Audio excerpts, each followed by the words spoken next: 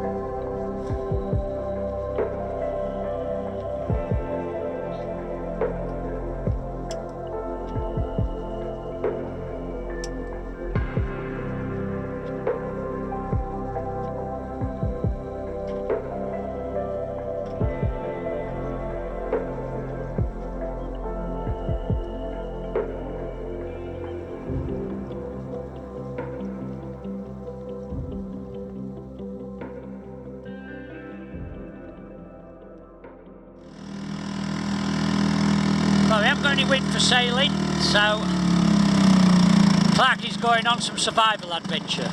Well, that is to say, James is going to dump him on this barren coast, and he's got an hour to get himself sorted, his fire going and some shelter sorted out. If he hasn't, well, James will probably abandon him there till he does. Now James's job is to go and catch some fish. I'll get the fire going, he's going to catch the fish, and we'll be surviving like kings. All I've got to do is get ashore. Right. After that, it's still full. Okay. Well, what I think would be funny is if you get out too deep. I think it would be funny if I got out too deep. And this isn't SAS who's tough enough. I think you get out now. No, definitely not. I don't think so. Right, Alan, we've got shallow enough water. You jump out. Listen, I've seen them do this on these things. I know there's at least a foot of water in there. And if my boots get wet, I could be in big trouble. But we know that with your experience, £300 and they're not waterproof. You'll lead bow the tide and get me in there. Go on, plenty there now. No, I'm waiting for the right way. way. You're going to beach me out here now on the stones. Hang on. Go. Hang on, it's coming around. Oh, petrol dripping out all over me. Petrol? Go on, fire. Don't light a fire. Hang on, here we go. I'm back on the next tide. Crikey. He made it. No water in the boot. Right. I'll see you in an hour. Yes, skipper. When you see smoke, I'll come back. It's like when the Vatican get a new pope. When you see smoke, you can open the doors and come and rescue me. Will do.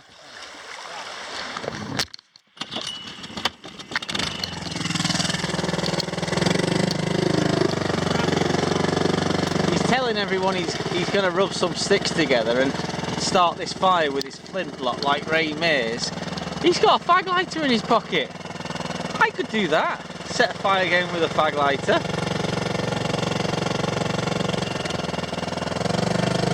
Off on another adventure.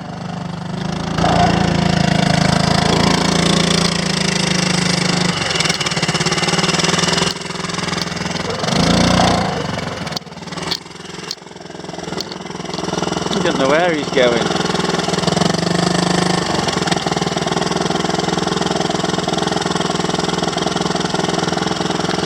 And Nearly dropped the camera in then. There's a helicopter up there already coming to rescue him. he's not telling you this, but he's got a bloody Kit Kat in his pocket for survival. He's not bothered about catching any fish.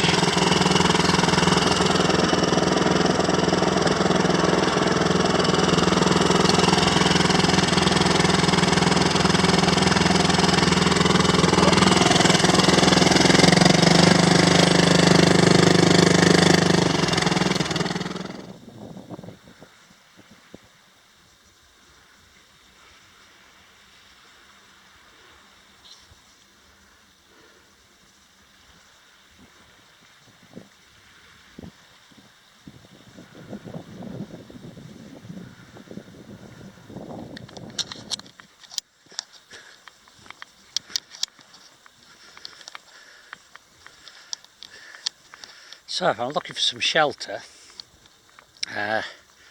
This looks like a possibility.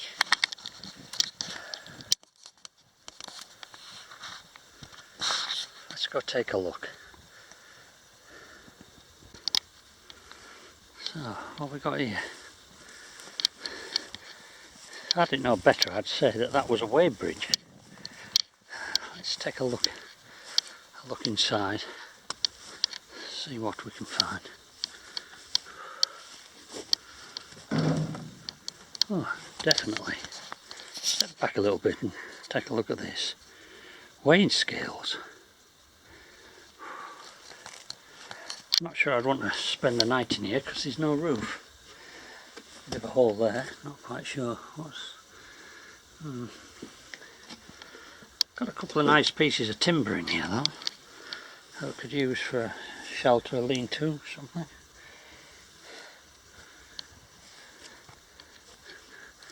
Interesting to know why there's a weighbridge right out here where there's actually no road.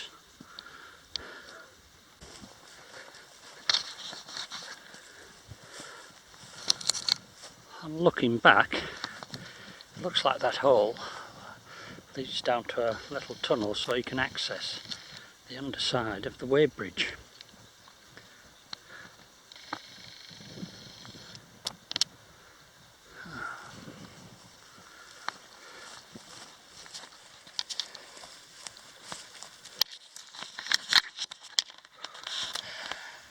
As I'm wandering around, I'm just looking for anything that might help to start a fire with, so any dried twigs or anything. Got one or two bits down here.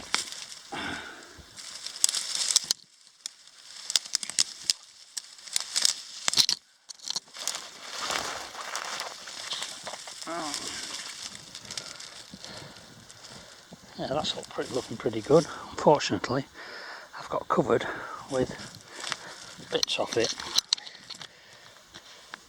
which if I finally get back to this boat, the skipper is not going to be happy if I leave all these bits everywhere. So somehow or other I've got to clean them all off before I meet up with him again. If I meet up with him again. It may have been a cunning plot, he may have been bribed by my so-called friends to abandon me here. Right, onward.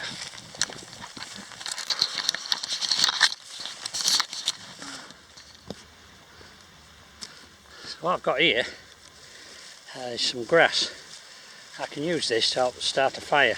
I don't know if it's a bit wet or not, but when it's dry I can use it to stuff in all my clothes all the way around, down my trousers, tickle a bit, and that's going to give me insulation against the cold. Probably just as well as buying a £250 fleece from Go Outdoors. Not only that, that's going to provide a nice comfortable bed to give me some insulation from the cold when I make my shelter. So yeah, good stuff this, very useful. Let's move on.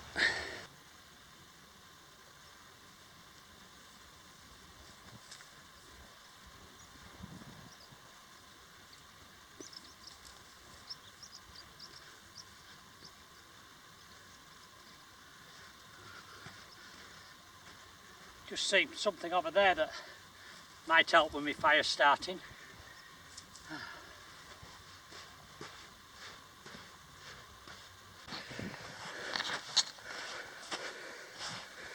Nothing like a bit of rubber.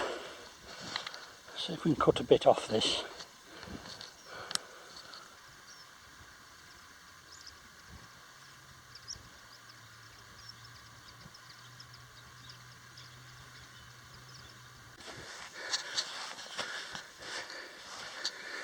Seashore's a good place finding stuff. Got some bottles here. They'd be great for putting water in and then boiling it. And if you want to know how, take a look at one of my videos. Not sure what episode it is. It's one of my extreme isolation ones. Okay, on to the next place. That's the one thing we want is some water. Now, I found a pool here. It looks pretty horrible, and it's rather green, and there are things in it, insects. Now, it might be that it's salt water that's blown up here, or it could be a fresh pool. If it's fresh, I can use those plastic bottles, boil the water and sterilise it. Only one way to find out.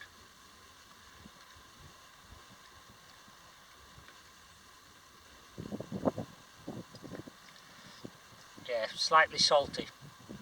So it's probably been blown up here in storms, and it's not as salty as real sea, so I think it's a mixture. So unless I got some sort of plastic I can make a solar still with, there's not a lot I can do with that. Ugh.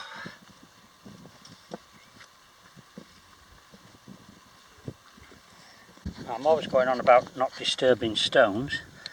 I've just moved this one to try and make a little seat here to sit on, because I'm getting old and I can't bend down too far now, and I seem to have disturbed an ant's nest. So I think I'm going to err on the better side of caution and go find somewhere else to sit, keeping a strong eye out for these little creatures.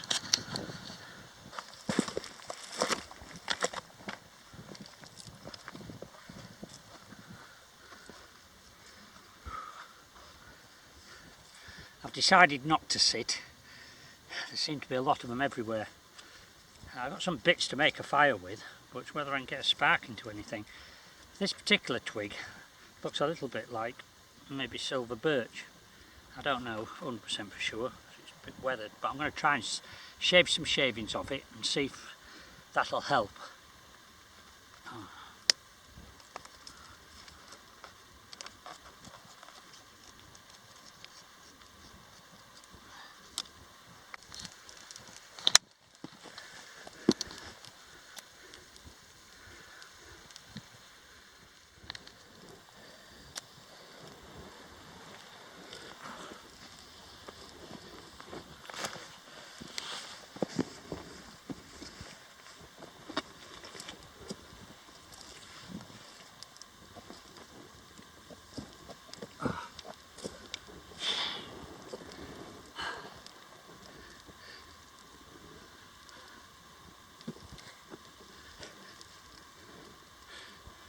Well, I got it going with this eventually.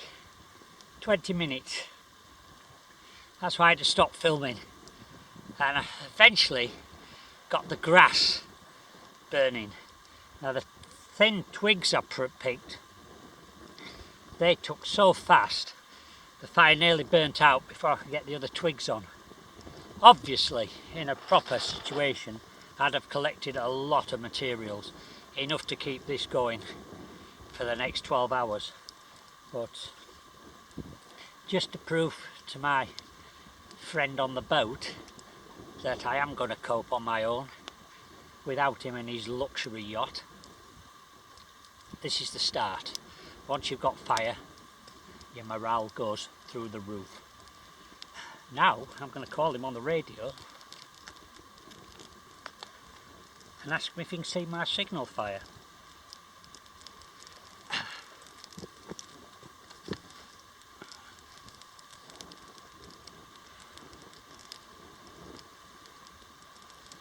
Heroin, Clarky's adventures, over.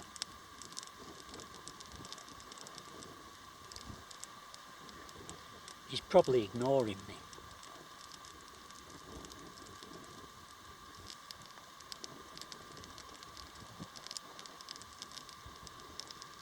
He may be on the toilet.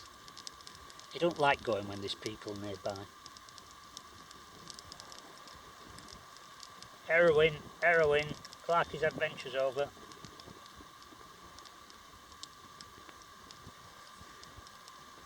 Your signal filer had gone out by the time he comes out. Copy. Signal fire on the beach. Well, on the rocks. I don't see any smoke. I did see some smoke before. We've got flames now. We're talking ready for cooking some fresh fish. Well, of course, I've got to catch that first. Over. Have you not managed to catch any game on your walk around the estate? I think we may be resulting in me having to cut one or two of my fingers off to put on and pretend the sausages. Right, I'm going just for a walk up onto the cliffs and get a photograph of the yacht from the cliffs, and then I'll give you a call and you can come and get me. Over. Roger out, old boy.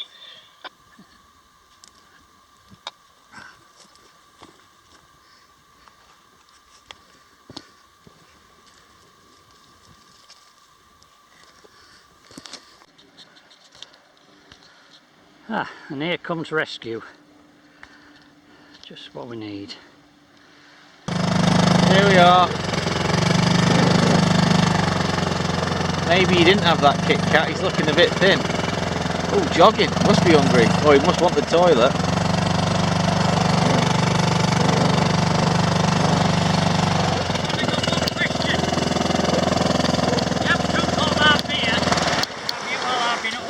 Drunk your beer, old chap? No, I wouldn't do a thing like that. I'm going to run aground in a minute. What we're going to do is get me on board with no sand on my boots. Come in deeper. Take them off and come bare feet, that's it. I say, old chap, them legs haven't seen sunshine since you was at high school in 1968.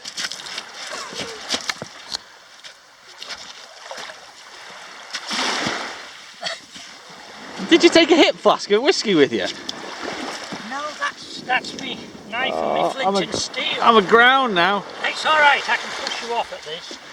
Just let me get me worried about the socks.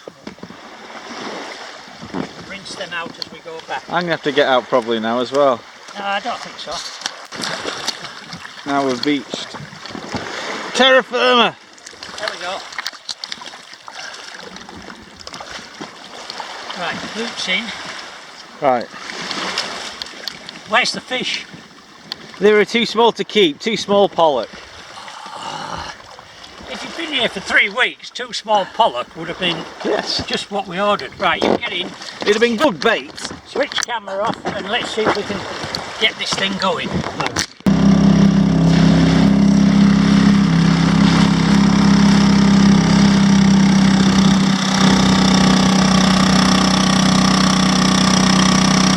I had a corned beef sandwich, old boy. Anyway, I'm okay.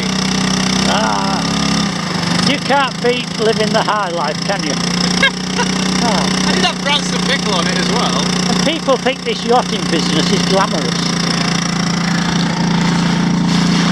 And here she is, Heroin, home sweet home.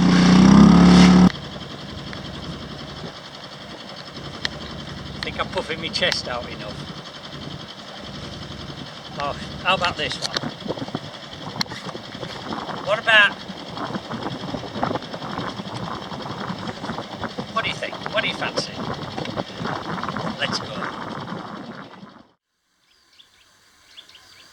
So here I am, back in an environment that I know I can survive in. But what about the seashore? Well, the good thing about that seashore was, unlike Robinson Crusoe, I didn't have any cannibals trying to eat me. I'm not sure what James would have done if he'd run out of corned beef. Anyway, could I have survived?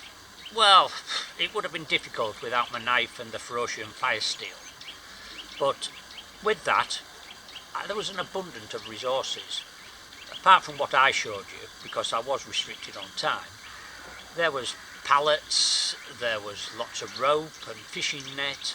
We could have very easily made up some fishing line.